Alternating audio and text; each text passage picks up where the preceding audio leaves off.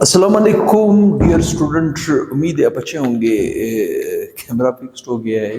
हमें कैमरामैन की भी इतनी खास ज़रूरत नहीं पड़ती। मैं समझता हूँ पिक्चर भी क्लियर आ रही है, आवाज़ भी क्लियर आ रही है। अगर आवाज़ में कोई मसला है, कोई वो है, तो कोशिश की जाएगी आपके लिए वो भी बेहतर किया जाएगा। बहरहाल हमने इतनी ज़्यादा वो क्या कहते हैं खूबसूरती और ब्यूटी वीडियो में क्या करनी है जिसमें कोई नॉलेज ना हो, ठीक। तो हम कोशिश करेंगे नॉलेज को बिल्डअप करें, ठीक। देखिए हमारे पास टॉपिक है कोर्स के अंदर pressure in its units. Pressure in units मैं आपको यूनिट्स 20 के समझाऊंगा, 8 यूनिट में आपको निकाल के दूंगा। 12 फिलहाल हम समझते हैं प्रेशर क्या होता है, हम उसको डिफाइन कैसे करते हैं, ठीक। उनकी यूनिट्स क्या क्या निकलते हैं, ठीक।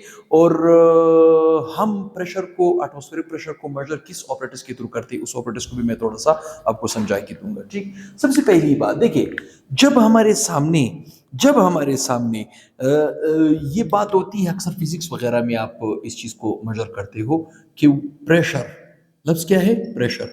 अब से अगर कोई पूछे प्रेशर क्या है, प्रेशर क्या है, अब उसे सिंपल लैंग्वेज में कह सकते हो force, force per unit area, force per unit area, ठीक। ये तो बहुत ही सादा मुख्तसर सी तारीफ हुई। अब अगर मैं कहूं इसी नॉलेज को, इसी कॉन्सेप्ट को, मतलब फोर्स पर यूनिट एरिया वाले कॉन्सेप्ट को आप अप्लाई करो कि इस वक्त गैस प्रेशर लगा रहा है, कोई ऑब्जेक्ट प्रेशर नहीं लगा रहा, कोई बॉडी प्रेशर नहीं लगा रहा है।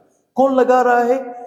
गैस प्रेशर लगा रहे, गैस के पार्टिकल्स प्रेशर लगा रहे। अब गैस के पार्टिकल से क्या मुराद, इससे पहले जिसने लेक्चर देखा हो तो उसमें एक पॉइंट मैं क्लियर कर चुका हूं।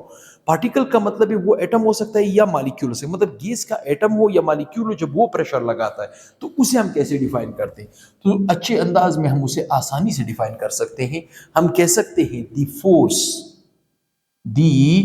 Force exerted by by any gas. क्या चीज मैंने क्या लिखा? The force exerted by any gas per unit, per unit area, per unit area, per unit area of an object, of an object. Even पर second भी कह सकते हो, पर सेकंड भी कह सकते हो, वैसे सेकंड की जरूरत नहीं है। इस कॉल्ड प्रेशर ऑफ गैस, उसे क्या कहा जाएगा? प्रेशर ऑफ गैस कहा जाएगा, ठीक। ये तो इसकी एक खूबसूरत सी तारीफ हो गई, ये इसकी क्या हुई, एक खूबसूरत सी तारीफ हो गई। तो चले इस तारीफ को मद्देनजर रखते हुए देखते हैं हमारे पास कुछ यूनिट्स वगैरह निकलते हैं या नहीं निकलते हैं, ये जिसे हम फिजिक्स की दुनिया में डिराइव्ड यूनिट कहते हैं, एसआई यूनिट कहते हैं, and so and so and so on, ठीक। And so and so and so on, ठीक। सबसे पहली बात, इसका SI unit, it's S I unit is pascal, ठीक। इसका ऐसा यूनिट क्या है? पास्कल, जिसे हम सिंपल लैंग्वेज में PAL कहते हैं, पास्कल, ठीक है, पास्कल, ठीक। अब पास्कल किसके बराबर है, पास्कल किसके बराबर है? तो चले हम इसका डिराइवेशन करते हैं। क्या करते हैं? Derivation, derivation of pressure, pressure units, ठीक, प्रेशर यूनिट्स, ठीक।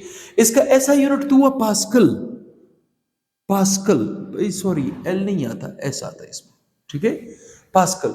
1 पास्कल आपके पास बराबर है, देखिए फार्मूला क्या था, मतलब इसकी डेरिवेशन क्या थी कि force, force per unit area, force per unit area.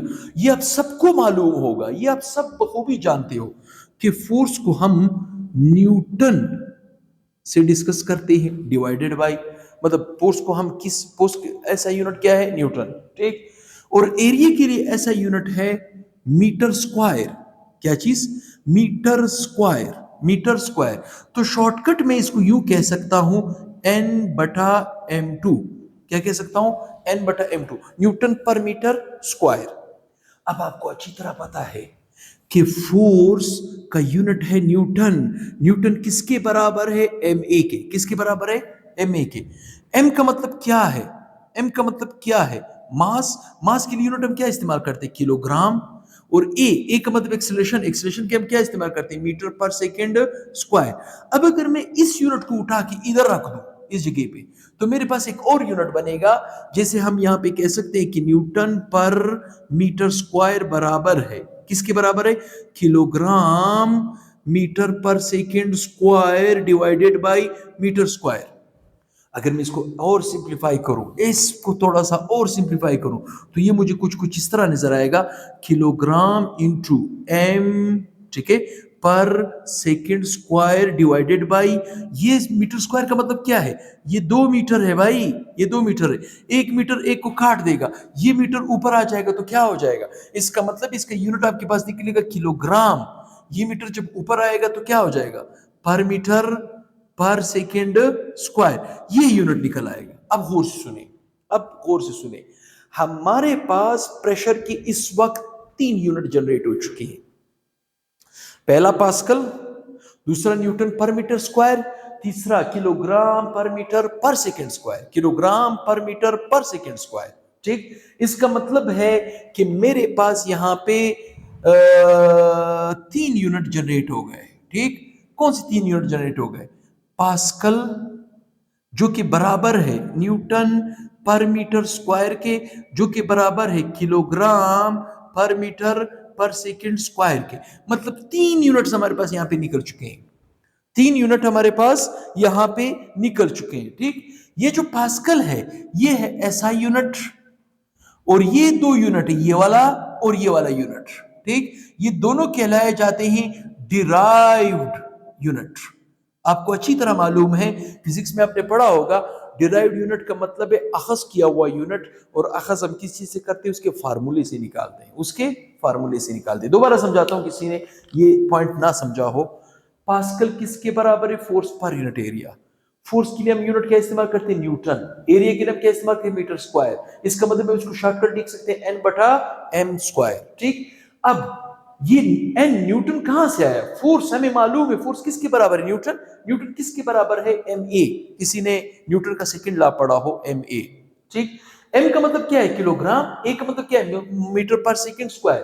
अब अगर मैं इस चीज को उठा के उधर रख दूं, तो मेरे पास न्यूटन पर मीटर स्क्वायर किसके बराबर हो जाएगा, kilogram metre per second square divided by metre square. Metre square square मतलब ये मीटर स्क्वायर को काट देगा, ये मीटर ऊपर आ जाएगा, तो आपके पास कुछ कुछ यूनिट इस तरह नजर आएगा। इसका मतलब 3 यूनिट हमारे पास निकल चुके हैं, 3 यूनिट। एक यूनिट ये हुआ, एक यूनिट ये हुआ, एक यूनिट ये हुआ, 3 यूनिट अपने जहन में याद रखें। मैं आपको 8 यूनिट इसकी निकाल के दूंगा, ठीक। अब आते हैं कि प्रेशर को हम मेजर करने के लिए कौन सा apparatus, हाँ देखें हमारे पास यहाँ पे फर्क है। फर्क किस तरह, अगर हम एटमॉस्फेयर की बात करते हैं, किसकी बात करते हैं, एटमॉस्फेयर की। एटमॉस्फेयर का मतलब है फिजा। फिजा बनता है एयर से, हवा से। हवा के अंदर नाइट्रोजन गैस भी है, ऑक्सीजन भी है, इनर्ट गैसेस भी है, बहुत सी गैसेस का मिक्सचर है, ठीक। ये जो हवा है, एटमॉस्फेयर है, ये हमारे कायनात पे, हमारे सिस्टम के ऊपर एक प्रेशर एक्सर्ट कर रही है, एक प्रेशर एक्सर्ट कर रही है, इसे हम कहते हैं एटमॉस्फेरिक प्रेशर। क्या कहते हैं, अब एटमॉस्फेरिक प्रेशर को मेजर करने के लिए हम बैरोमीटर का यूज करेंगे। मैंने क्या कहा, बैरोमीटर। आगे ये टॉपिक हम आगे फिर मतलब लिक्विड के चैप्टर में भी हम ये प्रेशर को क्लासिफाई करेंगे, वहां पे हम आपको 2 तरह के ऑपरेटर्स दिखाएंगे, एक बैरोमीटर, एक मोनोमीटर। मैंने उसका इस्तेमाल किया, मोनोमीटर। मोनोमीटर वो प्रेशर है जो इंडिविजुअल गैस के लिए निकाला जाता है, जैसे मिसाल हवा के अंदर नाइट्रोजन, ऑक्सीजन, सारों का बैरोमीटर आपको निकाल के देगा। लेकिन आप चाहते हो इस हवा के अंदर मैं सिर्फ नाइट्रोजन को निकाल दूं, वो नाइट्रोजन को मैं चेक करूं कि नाइट्रोजन कितना प्रेशर लगाता है किसी सिस्टम के ऊपर, किसी ऑब्जेक्ट के ऊपर, तो फिर मैं बैरोमीटर का नहीं मोनोमीटर का इस्तेमाल करूंगा। इसका मतलब है मैं यहां पे बैरोमीटर को समझने वाला हूं। किसको समझने वाला हूं, बैरोमीटर को, बैरोमीटर, ठीक। अब बैरोमीटर को हम कैसे डिफाइन करते हैं, कैसे डिफाइन करते हैं, उसको समझने के लिए हम किस चीज का इस्तेमाल कर सकते हैं, तो चलो इस्तेमाल करते हैं, ठीक। बैरोमीटर, दी डिवाइस, दी डिवाइस या इंस्ट्रूमेंट भी आप कह सकते हो, ठीक। The device which is used for the measurement of, which can be used for measurement of atmospheric pressure. Atmospheric pressure. What is atmospheric pressure? अब वो सुने, what is atmospheric pressure? Atmospheric pressure किसे कहते हैं, या क्या मतलब होता है? एटमोस्फेरिक प्रेशर का मतलब है एयर का प्रेशर, हवा का। और आपको पता होना चाहिए हवा के अंदर नाइट्रोजन भी होता है, ऑक्सीजन भी होता है और इनर्ट गैसेस भी होते हैं, ये भी आपको पता है। ऑक्सीजन आपके पास ऑक्सीजन आपके पास 78% होता है। ऑक्सीजन आपके पास, सॉरी, नाइट्रोजन 78, ऑक्सीजन आपके पास 21% होता है। और 1% आपके पास 1% इनर्ट गैसेस, इसमें helium, neon, argon, krypton, xenon, radon भी आते हैं, कार्बन डाइऑक्साइड भी आता है, कार्बन मोनोऑक्साइड भी आता है, और भी जितनी गैसेस हमारे पास कायनात में मौजूद है उनका 1% होता है हवा में। सबसे ज्यादा परसेंटेज किसकी? नाइट्रोजन की। दूसरे नंबर पे कौन है? ऑक्सीजन। अब ये जो पूरी हवा हमारे कायनात के ऊपर प्रेशर लगा है, अब गौर से सुने, अब हम पूरी कायनात वाले प्रेशर को, मतलब पूरे एयर के प्रेशर को, पूरे एटमॉस्फेयर के प्रेशर को मेजर करने के लिए हम बैरोमीटर का यूज करेंगे। लेकिन बैरोमीटर को यूज करने के लिए हमें कौन सी जगह चाहिए? सी लेवल। मैंने क्या लफ्ज इस्तेमाल किया? सी लेवल। सी लेवल पे जो एटमॉस्फेयर हमारे सिस्टम के ऊपर प्रेशर लगाती है वो होता है 1 एटीएम। वो क्या होता है? 1 एटीएम, जो कि 760 टॉर्क के। खैर, अभी मैं आपको समझाता हूं। देखिए, बैरोमीटर होता है 1 metre long tube, 1 metre long tube, oh sorry, graduated glass tube, graduated glass tube. ठीक, मिसाल के तौर पे ये एक ट्यूब है, ठीक, ये एक ट्यूब है, ग्लास ट्यूब है। इसका एक एंड क्लोज्ड होता है, दूसरा एंड ओपन होता है। मैंने क्या कहा? दूसरा एंड ओपन होता है। अब इसके अंदर हम क्या डालेंगे? इसके अंदर हम फिल करेंगे, इसके अंदर हम फिल करेंगे मरकरी को। किसको? मरकरी को। इसके अंदर फिर किया जाएगा Hg को, मरकरी को फिल किया जाता है। ये होते हैं 1 मीटर लॉन्ग ट्यूब। जाहिर सी बात है, ग्रेजुएटेड है तो इसके ऊपर स्केल्स लगे होंगे। इसके ऊपर क्या लगे होंगे? स्केल्स लगे होंगे। ठीक, चलो स्केल्स में मिसाल के तौर पे 1 मीटर लॉन्ग ट्यूब है तो मैं मिलीमीटर में स्टार्ट करता हूं। मैंने क्या कहा? मिलीमीटर में। ठीक, फर्ज करें मैं कहता हूं ये पॉइंट आपके पास 100 मिलीमीटर है, तो ये आपके पास 200 हुआ, ये आपके पास 300 हुआ। मेरी बात समझ रहे हो? ये आपके पास जो है 400 हुआ, ये आपके पास जनाब 500 हुआ, ये आपके पास 600 हुआ, ये आपके पास 700 हुआ, ये आपके पास 800 हुआ, ये आपके पास 900 हुआ, ये आपके पास 1000 हुआ, सॉरी 1000 हुआ। बस, मतलब 1 मीटर में 1000 मिलीमीटर आते। कितने आते? 1000 मिलीमीटर आते 1 मीटर लॉन्ग ट्यूब। हम यहां पे एक टैंक लेंगे। टैंक समझते हो? टैंक, एक बर्तन लेंगे इस तरह, ठीक। उस बर्तन के अंदर भी मरकरी को फिलअप किया जाएगा। किसको फिलअप किया जाएगा? सॉरी, आपको सर बार बार आप मरकरी का जिक्र क्यों करते हो? यहां पे हम पानी क्यों नहीं लेते हैं? ओहो, लिक्विड का चैप्टर में आपको समझाऊंगा। लिक्विड का जो सरफेस होता है, सरफेस ऑफ ए लिक्विड, ठीक, सरफेस ऑफ ए लिक्विड, वो दो तरह का मिनिस्कस का मतलब है सरफेस ऑफ ए लिक्विड। वो दो तरह का मिनिस्कस प्रोड्यूस करता है, एक कनकेव, एक कन्वेक्स। मेरी बात समझ रहे हो?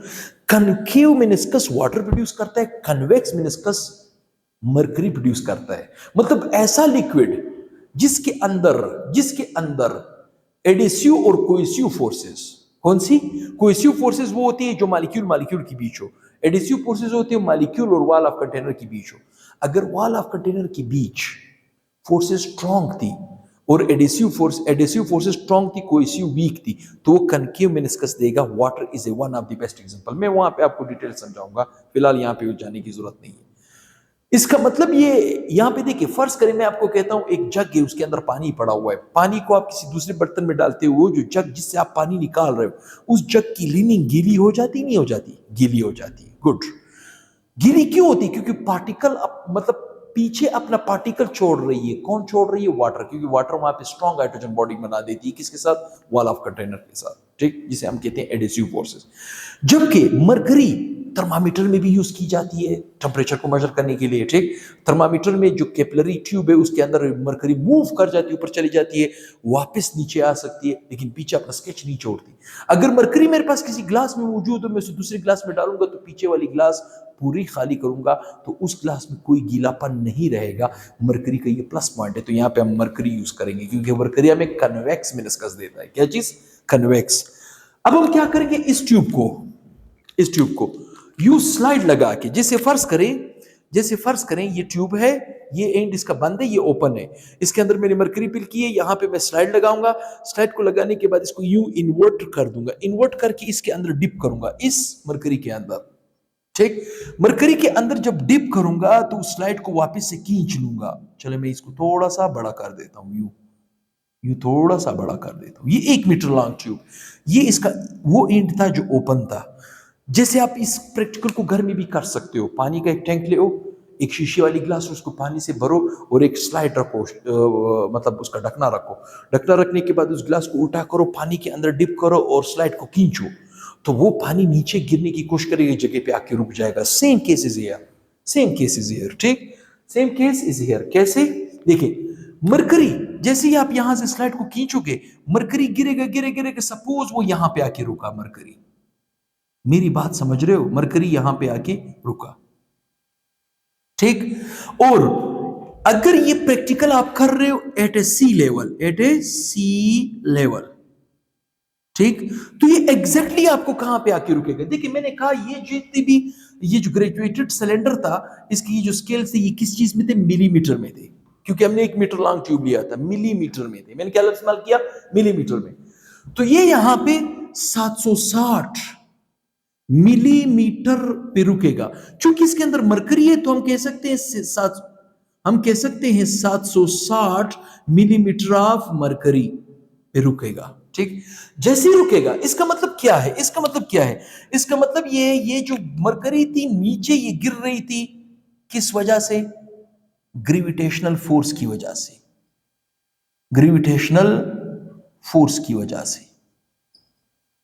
ठीक, और ये यहां पे आके स्टॉप हो गई, थोड़ा गिरे, यहां पे आके स्टॉप हो गई।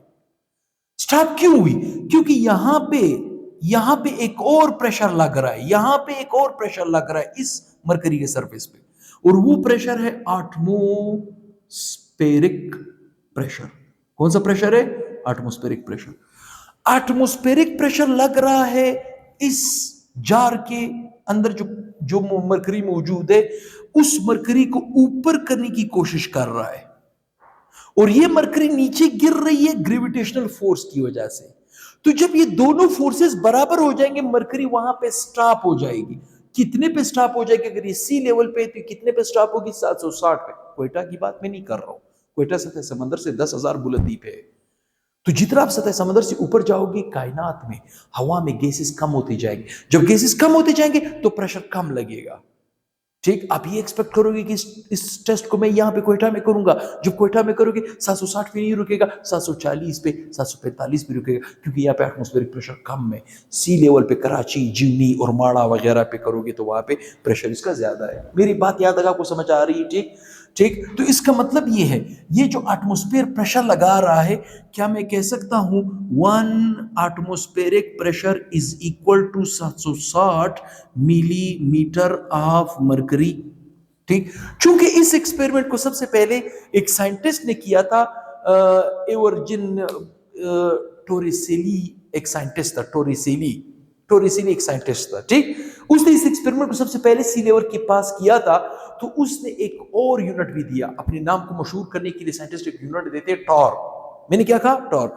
उसने ये कहा कि 1 atmospheric pressure 760 millimetre of mercury के बराबर भी है और 760 टॉर के बराबर भी है, 760 टॉर के बराबर भी है। तो मैं समझता हूं 3 यूनिट तो यहां पे निकल आए, 3 वहां पे, 3 यहां पे। मेरी बात समझ रहे हो? कितने यूनिट हो गए? 6। मैंने कहा मैं 9 यूनिट आपको करवा के दूंगा, 4 यूनिट बाकी है। ठीक, तो अगले लेक्चर में इंशाल्लाह मैं आपको चौथा यूनिट भी करवा के दूंगा। ये चीज आपके जहन में रहे, 1 एटमॉस्फेरिक 760 मिलीमीटर ऑफ मरकरी, क्योंकि मिलीमीटर 760 मिलीमीटर पे ये आके रुक गया, ग्रेविटी इसको नीचे की तरफ खींच रही थी, एटमॉस्फेयर इसको ऊपर की तरफ खींच रहा था। तो एक जगह पे आके रुका। मैंने कहा ये एक्सपेरिमेंट आप वाटर की वजह से नहीं कर सकते, क्योंकि वाटर वाटर आपके पास जो है वो कनकेव मेनिस्कस बना के देती है, और मरकरी आपको कन्वेक्स मेनिस्कस बना के देती है। मरकरी को एक जार से दूसरे जार में डालोगे पीछे स्केच नहीं बचेगा, लेकिन पानी को एक जार से दूसरे जार में डालोगे तो पीछे अपना निशान छोड़ती जाएगी, क्योंकि उसमें एडिसिव फोर्सेस स्ट्रॉन्ग है और मरकरी में एडिसिव फोर्सेस वीक है, कोहेसिव स्ट्रॉन्ग है, क्योंकि मरकरी क्या है, मेटालिक बॉन्ड। मैंने उसका इस्तेमाल किया, मेटालिक बॉन्ड। मेरी बात यहां तक आपको समझ आ रही है? मैं समझता हूं ये टॉपिक आपके लिए अभी आसान होता जा रहा है। 6 यूनिट मैंने निकाले, अब इन सारे यूनिटों को मैं इकट्ठा करके 9 यूनिट की डिस्क्रिप्शन दूंगा आपको नेक्स्ट लेक्चर में। तो काइंडली चैनल के साथ रहिए, और चैनल को अगर आपको पसंद आता है तो कम से कम अपना प्यार भेजा करें, अपना लाइक का बटन दबाया करें, वीडियो को लाइक किया करें, वीडियो को दोस्तों के साथ शेयर करें, सब्सक्राइब करें, ताकि चैनल हमारा आगे जाए और हमारी मेहनत ज़ाया भी ना हो, और आपको घर बैठे बैठे एजुकेशन मिलता जाए। तो काइंडली किसी ने स्क्रीनशॉट लेना हो तो वो ले चुका होगा या वो ले सकता है। मैं समझता हूँ ये मेजरमेंट भी क्लियर हुआ एटमॉस्फेरिक प्रेशर का। अब मैं नेक्स्ट लेक्चर के साथ आऊँगा कि यूनिट हम इसके इन सारे यूनिट को, 6 यूनिट हमारे पास निकल चुके हैं, 4 यूनिट और है, इन सारों को कनेक्ट करके एक इंटर कन्वर्जन वाला एक पोर्शन निकालेंगे, जिसको हम आगे जाके न्यूमेरिकल्स में भी यूज़ करेंगे। तो काइंडली चैनल के साथ बने रहिए, चैनल आपको मदद कर रहा है, सपोर्ट दे रहा है। तो बहुत ही जल्द नेक्स्ट वीडियो के साथ हाजिर होऊंगा। अल्लाह हाफिज़।